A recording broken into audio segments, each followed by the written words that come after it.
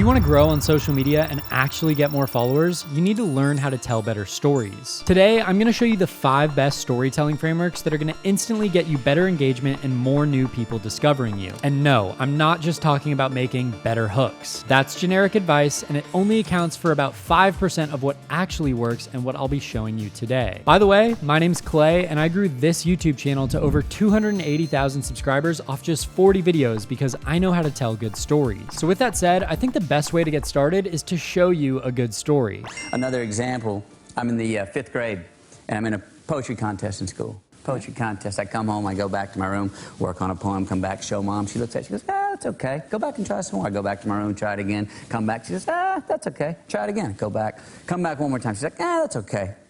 Here, how about this? She pulls this book off by her bedside. She goes, here, read that poem. And I read it, and it says, if all that I would want to do would be to sit and talk to you, would you listen? And it was by Amy Ashford, something like that. Anyway, not me. And she goes, what do you think of that? And I go, I think that's great. She goes, well, then write that. And I go, but it's a poetry contest. You want me to write it and put their name? She goes, no, you write it and put your name. I was like, well, how's that work? She goes, look, don't complicate this. Do you understand the poem? I said, yes, ma'am. She goes, do you like the poem? I said, yes, ma'am. She goes, then it's yours. So I wrote it, and I won. No!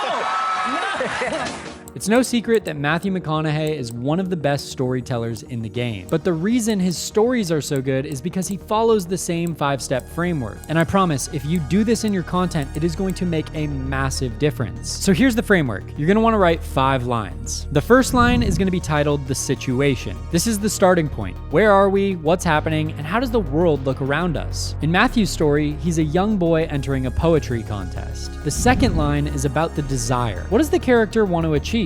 Again, in Matthew's story, he probably wants to write a good poem and hopefully win the contest. The third title is about conflict. What obstacles get in the way for the main character to achieve his desired result? In Matthew's case, after he writes a few poems, his mom isn't quite satisfied. The fourth title is going to be called Change. This is the main turning point in the story, and it's where something happens to redirect the character towards their desired result. For Matthew, this is where his mom basically crumples up all those poems he wrote and throws them aside and says, let's just copy another poem. And then the 5th and final part of this story is going to be the actual result. How does the story end? And by the way, sometimes it's not always positive. In Matthew's case, he ended up winning the contest, but it doesn't have to be positive with this storyline framework. If you go through almost every one of my videos, they follow this exact framework. And a lot of times it's not a happy ending, but that final part can also just be where you share the learnings from what you learned through the situation. Great, so now you have a decent understanding of storytelling, but how does that apply to social media? Because that's the #1 thing that business owners are struggling with in the marketing world today. How do I get my story out there and connect with my audience organically? How do I build a cult-like following on social media in today's world for my product or service? Well, the answer, in case you haven't figured it out, is through storytelling. And that brings us into our second point. Every single successful video on YouTube and Instagram has 3 main components. We have the hook, which I don't think I need to go too deep into because everyone talks about it and you understand it's the beginning of a video. Then we have the delivery of the information or the storyline, and then we have the most important part by far, and this is what everyone misses. The final part of the story is the payoff. That's when Matthew got the entire audience laughing, and it's where you, creating content on social media, need to satisfy your viewer. I'm gonna show you a really obvious example. So this is TJ. He's a neuroscientist, and I started working with him about 1.5 years ago. Back then, he was happy if his videos would get 2,000 likes. But now, TJ is consistently going viral, and a big part of that is because of these payoffs. Watch this video and you'll see what I mean.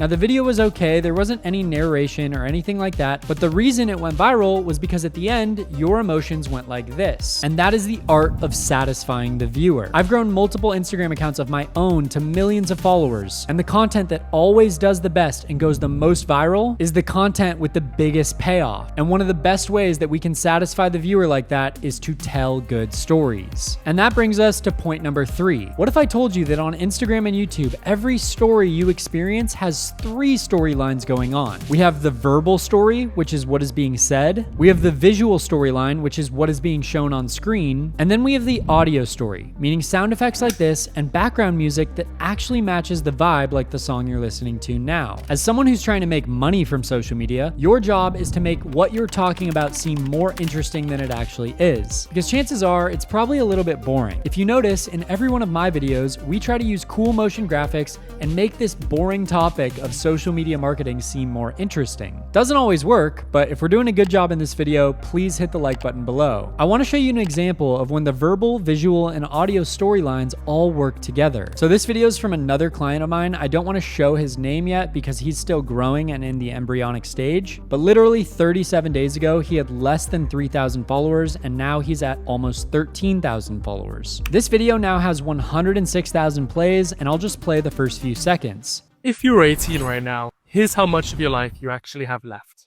A third of it will be spent sleeping. About 10 years will go to school and your career. So again, there's a verbal hook, there's a visual hook, and there's an audio hook with the sound effects. I think the only way we could have improved this video was finding a really good song to match as well. That video alone got 10 times the amount of viewers than he has followers. And that brings us to my next point about storytelling. Bad storytellers summarize, while good storytellers... You know what? I'm gonna let the writers from South Park tell you instead. But we can take these beats, which are basically the beats of your outline, and if the words "and then" belong between those beats, you're f***ed, basically. You got something pretty boring. What should happen between every beat that you've written down is either the word therefore or but, right? So what I'm saying is that you come up with an idea and it's like, okay, this happens, right? And then this happens. No, it should be this happens and therefore this happens. But this happens, therefore this happens. Those guys are geniuses. No wonder they've predicted so many of the world's real-life events. Now, the next thing you want to consider when you're telling a story on social media is the frame from which you're telling the story from. And I'll explain what I mean. You can tell a story from a journalistic approach, you can tell a story from the hero's perspective, and you can also tell stories from a place of authority. Think of it like this. The journalistic approach tells a story about what happened from an outside frame. They're basically watching from an outside window with the rest of the world. The hero's perspective is from within the story. He or she is in the trenches, and they're sharing what they're going through as they're actually experiencing it. The third frame is the authority frame. And if the hero is in the trenches, then this is when you're the monk watching above from the mountain. They've already gone through it themselves, and they're able to offer advice and guidance from a bird's eye view. So for you trying to grow your Instagram, the journalistic approach is great for faceless pagers or beginner on social media, as they can get a lot of views. You're basically reporting on news and telling story about stuff that's happening, and you're essentially capitalizing on trends and getting attention by talking about them. But that next level is the hero who's actually in the trenches. And this frame is great for the people that are out there attacking it right now. You're gonna wanna use this to show what's working, what doesn't, and the active steps that you're taking to achieve your desired result. Again, back to title number 2 in the first point. I'll give you an example. If you're on a fitness journey and you're trying to lose weight, then you're gonna show the steps that you're taking to lose the weight, which in turn creates connection with your audience and super fans who are following along. And finally, back to the authority frame. This is the best frame for the people who have already achieved the desirable transformation. They've already walked the walk and they've made it to the other side. And now they're just sitting up on the mountain watching the rest of the world struggle to achieve the same results. And I'll show you a really good example of this. This is one of my clients, Stacy. She's a women's weight loss coach with Body Smart Fitness who decided to start a YouTube channel. Her first video got 53,000 views, and her second video also got over 50,000 views. She got monetized from 2 videos in an educational niche on YouTube. And a big part of that was because she used an authority frame